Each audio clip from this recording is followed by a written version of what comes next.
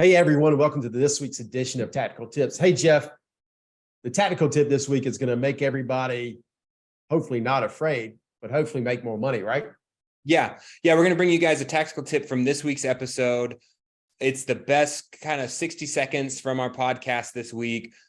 And as always, this is brought to you by Neo. Neo is a great underwriting tool. If you're in the buy here, pay here space and you're not using some sort of an underwriting tool, I would definitely recommend you guys look at Neo. It formalizes the process, it streamlines your application process, and it gives you impartial scoring, right? It doesn't matter if your underwriter's feeling good that day or if you're in a good mood or a bad mood. It's impartial.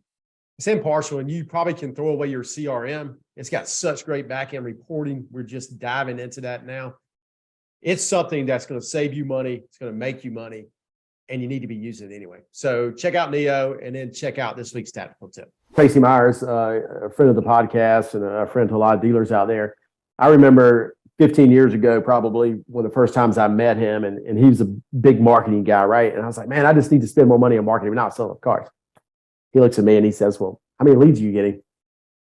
And I go, well, I don't know.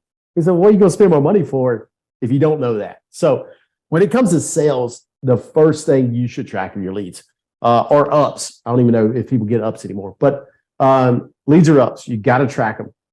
That is the simplest form, and it's very easy to do. So start there if you need a place to start, right? Mm-hmm. Yeah. And you can say, what are those? I've got my leads and I've got my sales, right? So I know that out of this many leads, I get this many sales. And everything in between that is whatever, right? And then we can start digging into the minutia of why that's a bad ratio, or maybe it's a great ratio, and you're like, hey, awesome. Yeah. I'm converting my leads at a very high rate.